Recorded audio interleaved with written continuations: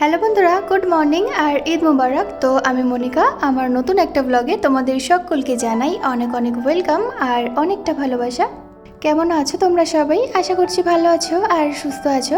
আর আমরাও কিন্তু বেশ ভালোই আছি। আজকে হচ্ছে ঈদ মুবারক, তো সেই জন্য একদম সকাল সকাল উঠে পড়েছি। তো সকাল 5টার সময় আজকে উঠেছি। আর এই যে এখন বাজে হচ্ছে সকাল 6:30। তো বুঝতেই পারছো একদম সকাল সকাল আজকে ব্লগটা স্টার্ট করে দিয়েছি। আর ঈদের দিন সকালে যে সমস্ত টুকিটাকি কাজগুলো থাকে সেগুলো ঝটপট করে সেরে নিচ্ছি। তারপরে যে এই ফ্লাওয়ার স্টিকগুলো কালকে তোমাদের দাদাভাই আমাকে এনে দিয়েছিল, তো সেই জন্য দেখো এখানে ঝটপট করে আমি সাজিয়ে নিলাম। আর এই ফ্লাওয়ারগুলো কিন্তু আমার অনেক পছন্দের। কালকে রাতের বেলা এই মটরগুলোকে আমি ভিজিয়ে রেখেছিলাম, তো এখন হচ্ছে এগুলো ঘুগনি করার জন্য একেবারে রেডি হয়ে গেছে।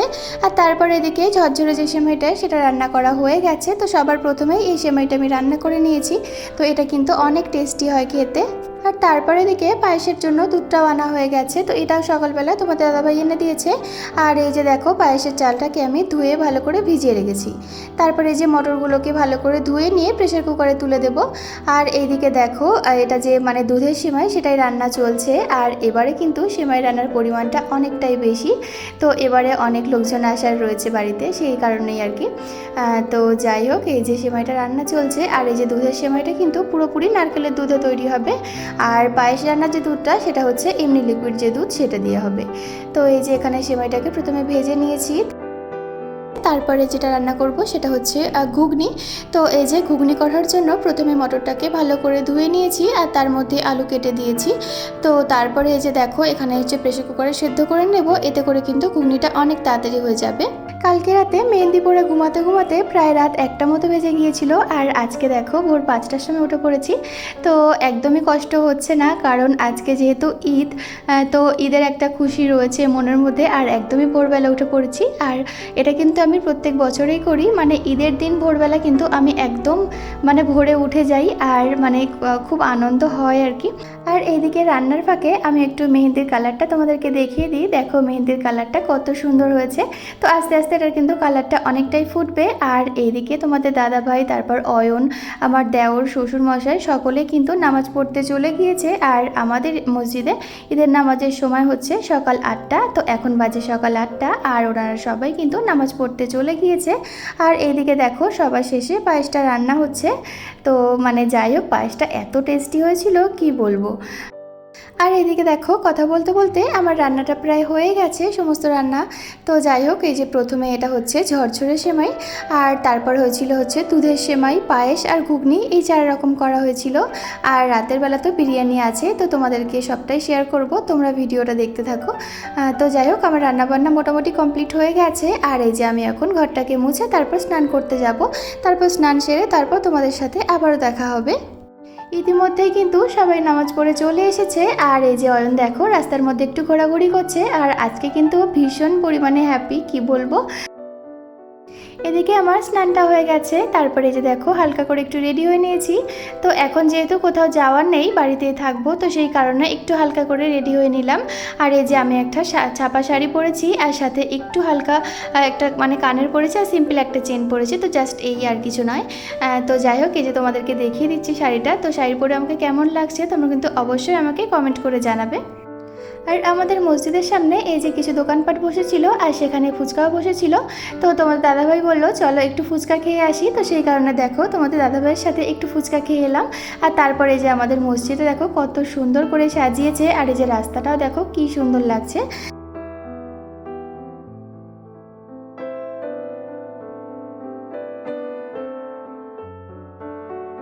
আর তারপরে আমরা 3জনে একটু ফটোশ্যুট করে নিলাম। আর এই ফটোগুলো তুলে দিয়েছে আমাদের এক দাদা। তো থ্যাংক ইউ সো মাচ এত সুন্দর করে মানে কিছু ফটো তুলে দেওয়ার জন্য। বন্ধুরা, তোমাদের সাথে আবারও দেখা হচ্ছে সেই দুপুরবেলা। তো যাই হোক, এই যে দেখো রেডি সেডি হয়ে চলে এসেছি বোনের বাড়ি। আর এদিকে বোনও রেডি হয়ে রয়েছে, আমরা আবার মানে বাপের বাড়ি যাব সবাই একসাথে, তো সেই কারণে আর কি। আর এই যে দেখো এখানে এসে কিছু ফটোশ্যুট করেছি। তো রেডি হওয়ার সময় তোমাদেরকে আর দেখাতে পারিনি। তো এই যে এই শাড়িটা আমি ঈদের সময় নিয়েছিলাম, তো সেটাই আমি পরেছি।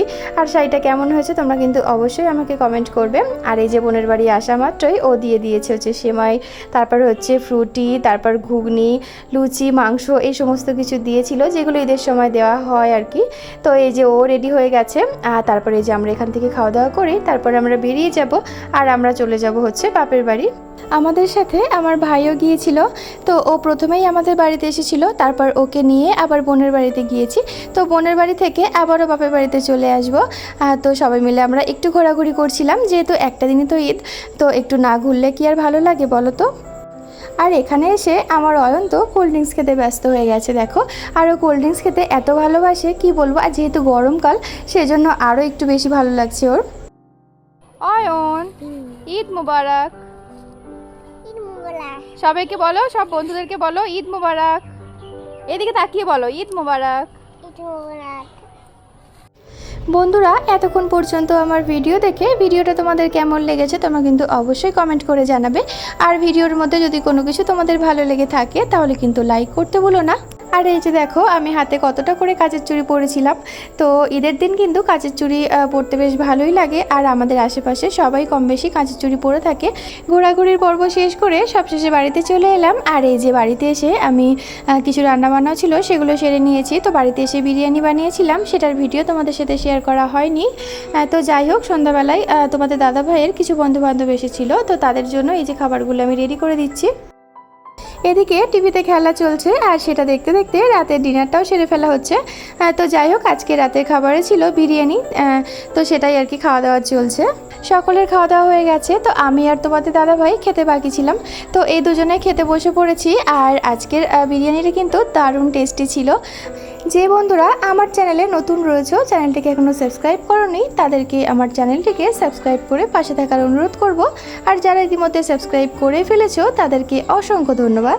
তাহলে চলো বন্ধুরা, আজকের ভিডিওটা এখানেই শেষ করলাম। আবারও দেখা হবে খুব শীঘ্রই নতুন কোনো ভিডিওর সাথে। ততক্ষণে সকলে ভালো থেকো, সুস্থ থেকো আর আমার পাশে থেকো। বাই।